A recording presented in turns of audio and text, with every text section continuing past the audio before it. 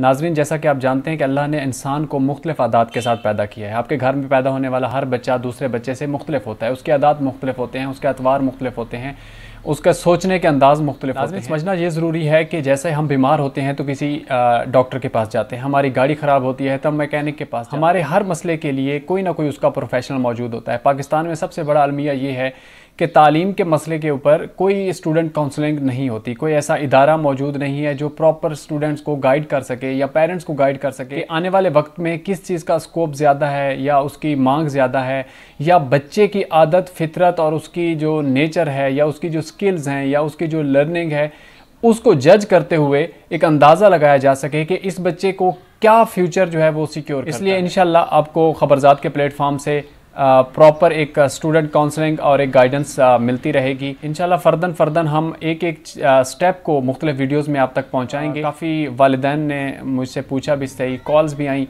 बच्चों के हवाले से कि आजकल बच्चे घर में हैं तो क्या करें।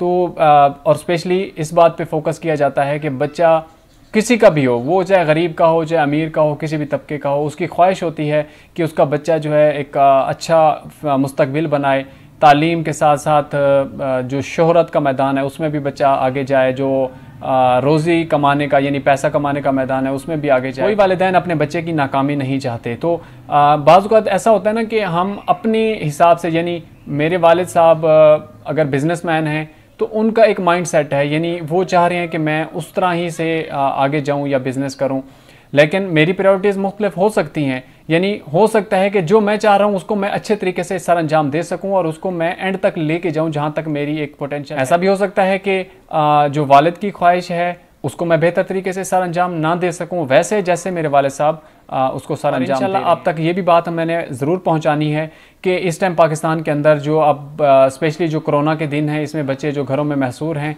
उन पे किस चीज़ पे फोकस करें, ये मैं आपको इसी वीडियो में बता दूंगा। CSS के लिए बहुत ज़्यादा लोग पूछते हैं, मिलिट्री में कमीशन अप्लाई करने के लिए बहुत ज़्यादा लोग पूछते हैं, क्योंकि ये दोनों फील्ड ऐसी हैं जिसमें रोशन मुस्तकबिल भी है, एजुकेशन भी है, पैसा भी है, इज़्ज़त भी है, नाम भी है और शोहरत भी है। तो ये वो फील्ड हैं जिसमें लोग ज़्यादा जाना चाहते हैं। इसके साथ साथ जो शोबिस का मैदान है, यानी ड्रामे हो गए, फिल्म हो गए, एक्टर्स हो गए, मॉडल्स हो गए, उसकी तरफ भी बहुत ज़्यादा रुझान जा रहा है, यानी मीडिया की तरफ भी बहुत ज़्यादा रुझान है। लोग काफ़ी पूछते हैं, यानी उस फील्ड में आना चाहते हैं, ख़ुद को टीवी पे, स्क्रीन पे दिखाना चाह रहे होते हैं। इसकी मिसाल आपके सामने टिकटॉक है, यानी किसी की कहीं पे भी रसाई नहीं है। टिकटॉक है, सोशल मीडिया है, यूट्यूब है, फेसबुक है, लोग मुख्तलिफ अंदाज से अपने आप को साबित करने की कोशिश कर रहे हैं। उसमें बच्चे से लेके बूढ़े तक सब शामिल है। स्पोर्ट्स का मैदान जो है उसमें भी स्पेशली क्रिकेट, क्योंकि क्रिकेट का एक जुनून है, वो पूरी दुनिया में अभी सर चढ़ रहा है। पाकिस्तान में और भी खेल हैं लेकिन क्रिकेट को सबसे ज़्यादा लाइक किया जाता है। कल भी एक बच्चे ने मुझे फेसबुक पे मैसेज किया, फैसलाबाद से उसका ताल्लुक था, कि सर मैं गरीब हूँ, मेरे वालिद फौत हो गए थे, मैं बहुत अच्छी क्रिकेट खेलता हूँ और मैं 9 साल से क्रिकेट खेल रहा हूँ, मेरी एज जो है वो 18-19 साल हो गई है, तो मेरी हेल्प करें, मेरे पास कोई सोर्स नहीं है। इस तरह के हज़ारों बच्चे हैं, हो सकता है उनका लगाव इस तरफ होता है। तो इंशाल्लाह हम इसको फर्दर एक वीडियो में एक फील्ड को हम डिस्कस करेंगे। और हाँ, ये भी याद रखिएगा कि अगर आपको वालिदैन होने के नाते अपने बच्चे की काउंसलिंग के बारे में अगर अभी आप हमसे रब्ता करना चाहें तो मेरा ये YouTube चैनल है, यहाँ पे आप कर सकते हैं। यहाँ पे मेरे सोशल मीडिया के दूसरे जो प्लेटफॉर्म है उसका लिंक भी दिया जा चुका है, आप लोग अप्रोच कर सकते हैं, अपने सवालात रख सकते हैं।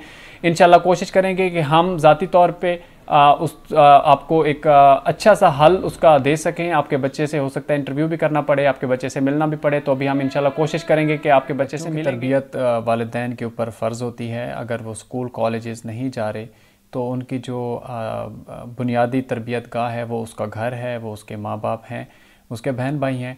जो वो आज उसे तरबियत फ़राहम करेंगे उसकी पूरी ज़िंदगी पे वो असरअंदाज़ रहेगी। और ये बात कभी मत सोचिएगा कि कॉलेजेस या यूनिवर्सिटीज़ या स्कूल्स जो हैं बच्चे की एक नेचर, एक फ़ितरत तब्दील करते हैं। नहीं, ऐसा नहीं होता।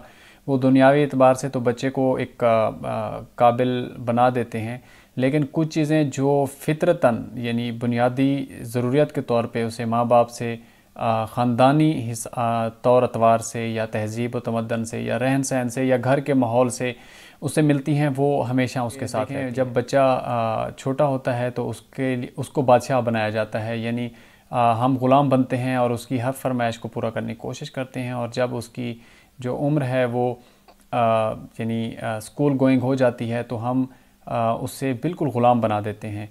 यानी आप उस वक्त चाहे क्योंकि उस वक्त बच्चे के जहन के ऊपर एक प्लेटफॉर्म तैयार होता है, एक खेती बाड़ी की तरह कल्टीवेशन हो चुकी होती है।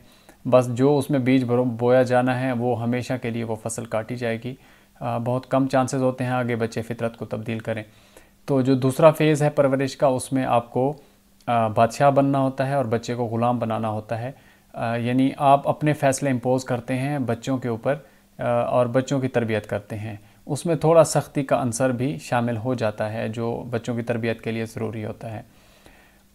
वो अच्छा जो सख्ती है वो अकॉर्डिंग टू सिचुएशन है, डिपेंड करता है कि वो कहाँ पे ज़रूरी है। इसमें वालिदैन को बावर करना चाहिए कि कब सख्ती करनी चाहिए कब नहीं।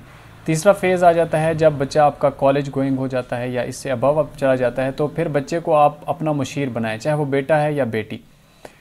अच्छा, ये 3 चीज़ें आपने समझ ली। अब आपके लिए इम्पॉर्टेंट है कि बेटा हो या बेटी, क्योंकि मैंने जो चीज़ नोट की है ड्यूरिंग क्लासरूम बच्चों को या बच्चियों को पढ़ाते हुए, वो जो सबकी मैं बात नहीं कर रहा हूँ, लेकिन ज़्यादातर ये होता है कि बच्चियाँ बाज़ औक़ात ये कहती हैं कि जी हमारे घर में जो हमारा भाई है उसको ज़्यादा इंपॉर्टेंस दी जाती है, और कुछ जगह पे ये रेयर केसेस में ये भी सुना है कि जी बेटियों को ज़्यादा फ़ोकियत दी जाती है। बैलेंस करना सीखें, क्योंकि दोनों आपके बच्चे हैं। उनके अंदर इम्तियाज़ी सलूक जो है वो कभी ना आने दें। इसका अगर इम्तियाज़ी सलूक अगर आप नहीं आने देंगे, इसका फ़ायदा ये होगा कि जब ये बड़े हो जाते हैं और जब अपनी ज़िम्मेदारियाँ संभाल लेते हैं, तो इनके अंदर ये एक दूसरे के हकूक़ कभी भी नहीं खाते और इवन कभी किसी और के हकूक़ को भी नुकसान नहीं पहुँचाते। मिलिट्री यानी FSC या FA इंटरमीडिएट के बाद आप आर्म फोर्सेस की तैयारी करवाते हैं और वहाँ अप्लाई करवाते हैं, यानी नेवी, एयरफोर्स और आर्मी के अंदर बच्चे बाकायदा कमीशन ऑफिसर्स जाते हैं। और उसके साथ साथ फिर ग्रेजुएट होने के बाद बच्चों के पास CSS जो सिविल सर्वेंट जो एग्ज़ाम है CSP ऑफिसर्स का, वो देते हैं। दोनों का तरीक़ाकार मुख्तलिफ है। इंशाल्लाह मैं अगली वीडियो में दोनों को अलग-अलग मैं बताऊंगा कि कहाँ पे कौन सा एग्ज़ाम ज़रूरी होता है। दोनों एग्ज़ाम अगर आपने दिलवाना है या बच्चे को कहीं भी पहुँचाना है, सबसे जो इम्पॉर्टेंट चीज़ है वो बच्चे की राइटिंग स्किल्स हैं। बच्चे लिख नहीं पाते, ये मैं आपको अपना एक्सपीरियंस बता रहा हूँ एज अ टीचर, कि जब क्लासरूम्स में जो बच्चे मतलब अगर 50 की क्लास है तो उसमें से 5 बच्चे जो हैं वो राइटिंग्स में अच्छे होते हैं, जबकि रेस्ट ऑफ द चाइल्ड जो बच्चे होते हैं वो उनको ये प्रॉब्लम फेस करना पड़ता है। तो घर ऐसे राइटिंग बच्चों से ज़्यादा अगर इस तरफ नहीं जाना चाहते, तो फिर यह है कि बच्चों को उनकी देखें इंटरेस्ट क्या बिल्ड हो रही है। अगर यूनिवर्सिटी लेवल पे हैं, कॉलेज लेवल पे हैं, आगे किस फील्ड में जाना चाहते हैं। इकोनॉमिक्स है, इवन सोशल साइंसेज के अंदर तो अभी बहुत वास्ट फील्ड है, आप कहीं भी लेके जा सकते हैं अगर साइंसेज में नहीं जाते तो। सोशल साइंसेस मुझे तो पर्सनली बहुत ज़्यादा पसंद है। कोशिश करें कि अगर सोशल साइंसेस की तरफ जा सकते हैं तो मैं प्रेफर करता हूँ। अगर FSC भी हैं और अगर CSS करना चाहते हैं तो आप परेशान मत होइए, उसको BSc या BS की तरफ ना लेके जाएं। अभी BA programme still going on, अभी उसको बंद नहीं किया गया, तो आप सिंपल BA भी करवा सकते हैं। और BA में यानी जो इंटरनेशनल रिलेशन है, जर्नलिज्म है, सोशियोलॉजी है, इस तरह के सब्जेक्ट, इस्लामियात हैं, ये वो सब्जेक्ट हैं जो आगे CSS के लिए भी रखे जा सकते हैं। तो इनमें आप बच्चे को कम मेहनत करना पड़ती है बनिस्बत साइंस सब्जेक्ट के।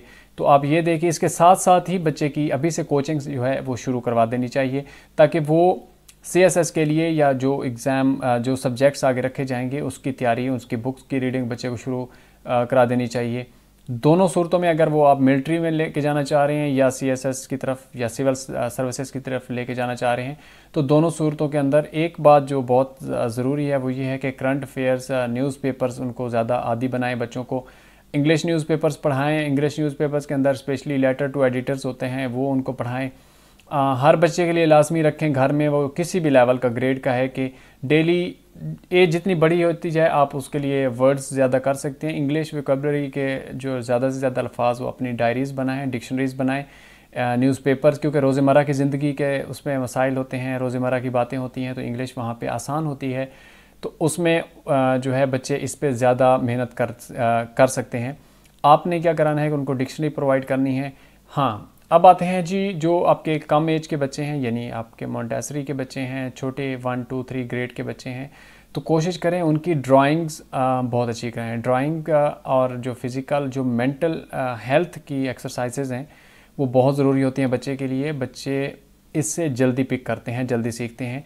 उनको ड्राइंग्स दें, उनको कलर्स दें, उनको घर के अंदर एक पोर्शन दें, यानी एक कोई ना कोई स्पेस दें जिसमें बच्चा फ्री हैंड होके अपना काम कर सके। कोशिश करें कि उस बच्चे के साथ भी स्पोकन उसकी अच्छी करवाएं। आइदर वो उर्दू आप करवाना चाहते हैं, उर्दू में भी आप उनको अच्छा बनाएं, उसकी स्पोकन, उसकी लर्निंग यानी उसकी रीडिंग भी करवाएं। और इंग्लिश में भी है तो इंग्लिश लिसनिंग भी करवाएं, रीडिंग भी करवाएं और राइटिंग भी करवाएं। तीनों जो फॉर्मेट है ये उर्दू हो इंग्लिश हो, दोनों लैंग्वेजेस के अंदर, क्योंकि पाकिस्तान में ज़्यादा यही दो ज़बानें हैं जो इस्तेमाल होती हैं ऑफिस में भी, बोलने में भी और पढ़ने में भी। तो इन पे इनको ग्रिप करवाएं। अपने इस प्लेटफॉर्म से 9th 10th first year and second year इनके मैथ्स, फिज़िक्स, केमिस्ट्री, बायो, इनके फर्दर बोर्ड के एग्ज़ाम के हवाले से भी अलग-अलग वीडियोस प्रोफेशनल टीचर्स के साथ मैं आप तक पहुंचाऊंगा। यानी एग्ज़ाम के हवाले से कैसे तैयारी करनी है, कौन से सवाल इंपॉर्टेंट हैं, बच्चों के पेपर्स का क्या तरीक़ाकार है, पेपर अटैम्प्ट करने का क्या तरीक़ाकार है। इंशाल्लाह बहुत जल्दी आप तक एक वीडियो पहुंचेगी जिसमें तैयारी करने के तरीके भी बताए जाएंगे कि बच्चे को एग्ज़ाम की तैयारी कैसे करनी होती है, बच्चे ने पेपर अटैम्प्ट कैसा करना होता है। इस पे भी मैं एक वीडियो आप तक पहुंचाऊंगा। मेरा चैनल सब्सक्राइब करना मत भूलिएगा। देखते रहिए खबरज़ात। अपने मेज़बान मज़हर मलिक को इजाज़त दीजिएगा। अल्लाह हाफ़िज़।